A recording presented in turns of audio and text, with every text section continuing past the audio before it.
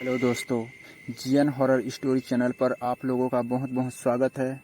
दोस्तों, आज मैं आप सभी को बहुत ही रहस्यमयी घटना के बारे में बताने जा रहा हूँ, वो जो कि वियतनाम वॉर के समय हुआ था।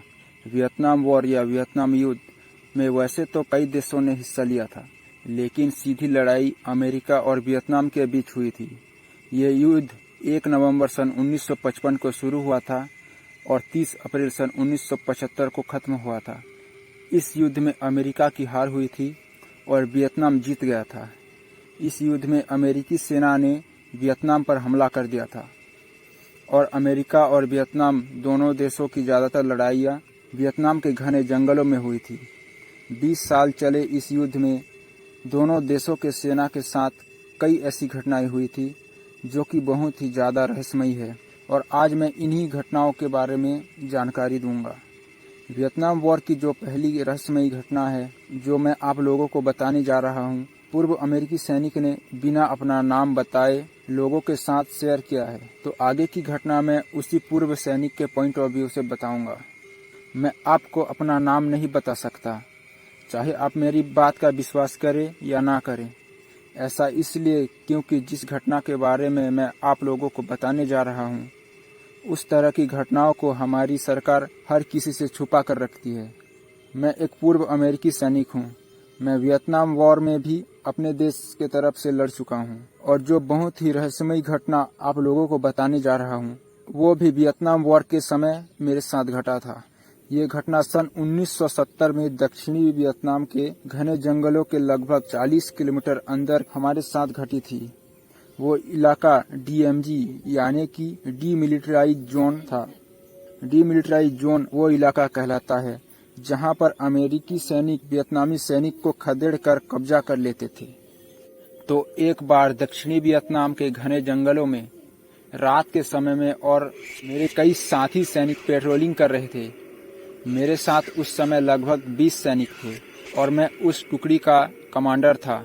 हमारे बाकी साथी कैंप में एज बैकअप रुके हुए थे और हम 20 लोग कैंपों को ढूंढकर तबाह करने के लिए जंगल में आगे बढ़ रहे थे।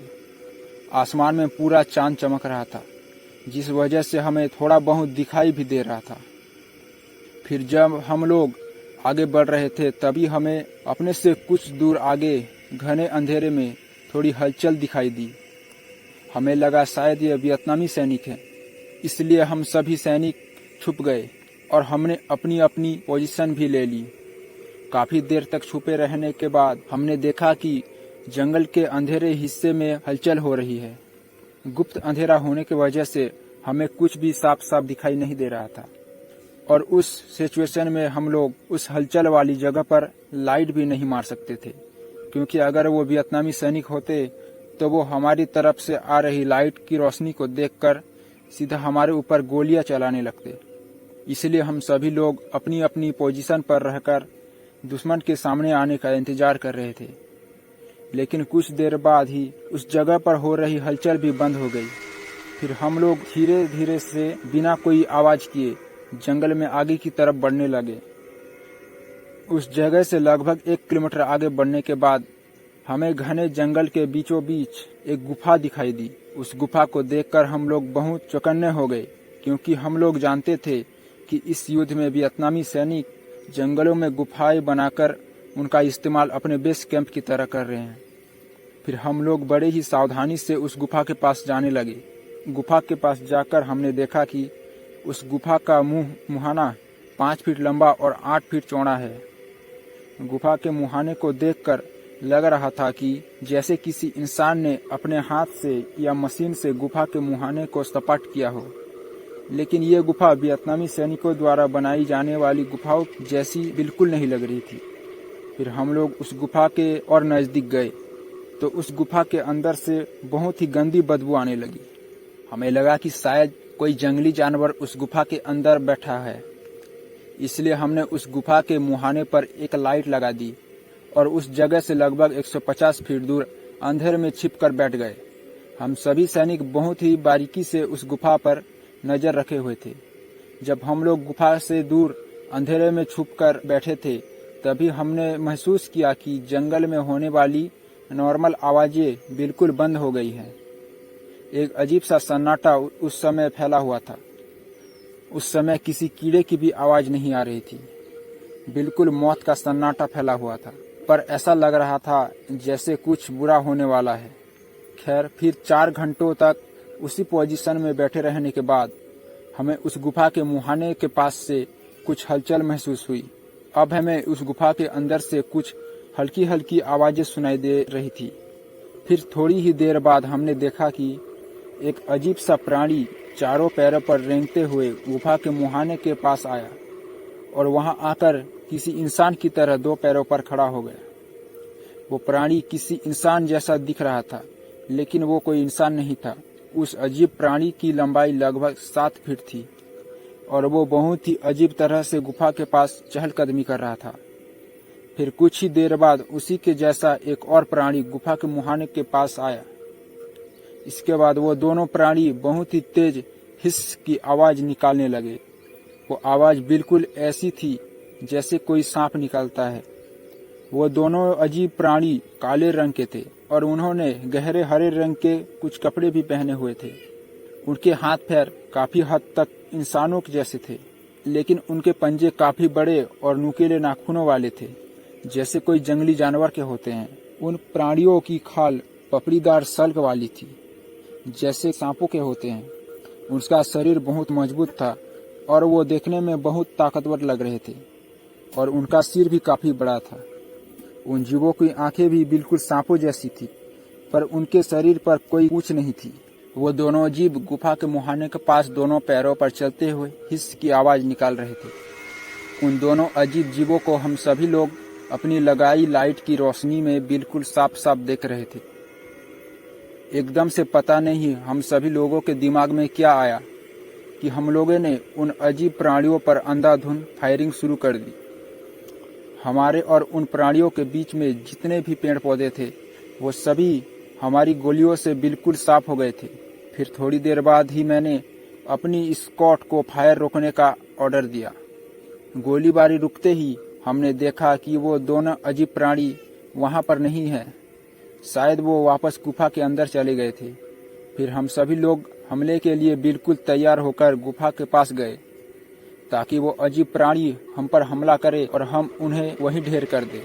लेकिन गुफा के पास पहुंचने के बाद भी उन प्राणियों ने हमारे पर हमला नहीं किया। फिर थोड़ी देर बाद उन जीवों के बाहर आने का इंतजार करने के बाद हमने उस गुफा के मुहाने को डेटोनेटर से उड़ा दिया। उस गुफा को हमेशा के लिए बंद कर दिया। इसके बाद हम लोग अपने कैंप लौट गए। हम सभी लोग बहुत ज्यादा हैरान थे कि वो अजीब प्राणी आखिर क्या थे। फिर जब हमने ये बात अपने सीनियर को बताई तो उन्होंने हमसे कहा कि अपना मुंह बंद रखना और इस घटना के बारे में किसी को मत बताना। इसी में तुम्हारी और तुम्हारे परिवार की भलाई है। आज इतने सालों बाद मैंने ये बात पब्लिकली बताई है, क्योंकि अब मैं बूढ़ा हो चुका हूँ और अब मुझे मरने का कोई डर नहीं है। उस रात वियतनाम के घने जंगलों में मैंने जो कुछ देखा था वो बिल्कुल सच सच मैंने बता दिया है। अब ये आप पर है कि आप मेरी बात का विश्वास करते हैं या नहीं। दोस्तों, ये थी पहली घटना जो अमेरिका के पूर्व अमेरिकी सैनिक के साथ बीता था, जो वियतनाम युद्ध के दौरान घटा था। और अब मैं आपको एक और रहस्यमयी घटना बताने जा रहा हूँ, जो कि वियतनाम वॉर के दौरान ही घटी थी। ये घटना भी अमेरिकी सैनिकों के साथ ही घटी थी।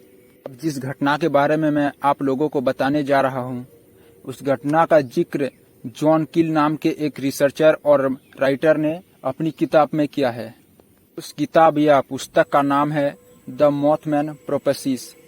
ये किताब सन 1975 में रिलीज हुई थी और इस किताब में दुनिया भर में घटी बिल्कुल सच्ची रहस्यमयी घटनाओं के बारे में बताया गया है। इसी किताब के एक और चैप्टर में वियतनाम वॉर के दौरान कुछ अमेरिकी सैनिकों के साथ घटी घटना के बारे में भी बताया गया है। बताते हुए जॉन किल कहते हैं कि 10 जून सन 1969 को अर्ल मॉरिसन नाम के एक अमेरिकी सैनिक वियतनाम के डायनांग नाम के जगह पर अमेरिका के बने बंकर के ऊपर बैठकर उसकी निगरानी कर रहा था। ये पूरी घटना रात की है और उस समय अर्ल मॉरिसन के साथ उसके कुछ साथी सैनिक भी बंकर के ऊपर बैठे हुए थे। वो लोग बंकर की निगरानी कर ही रहे थे कि तभी कुछ दूर आसमान में उन्हें हरे रंग की रोशनी दिखाई दी। वो रोशनी धीरे धीरे उन्हीं की तरफ बढ़ रही थी। फिर जब वो रोशनी अमेरिकी सैनिक के पास आई तो उन्होंने देखा कि वो एक औरत है जिसके शरीर पर चमगादड़ की तरह के पर निकले हुए हैं। उस औरत के शरीर पर कोई भी कपड़ा नहीं था। उसके बाल लंबे और खुले हुए थे। उस औरत की खाल काले रंग की थी, लेकिन उसके शरीर से अजीब से हरे रंग की चमक निकल रही थी।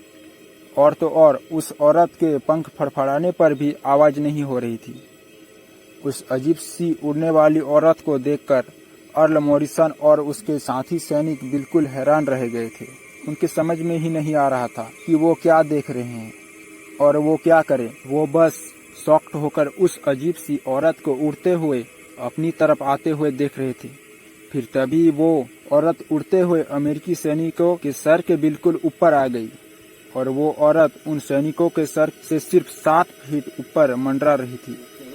उन अमेरिकी सैनिकों को समझ ही नहीं आ रहा था कि आखिर वो देख क्या रहे हैं। फिर उस औरत ने उड़ते हुए ही अमेरिकी सैनिकों को देखा और उसके बाद वो आगे निकल गई। ये पूरा घटनाक्रम 3 से 4 मिनट का था।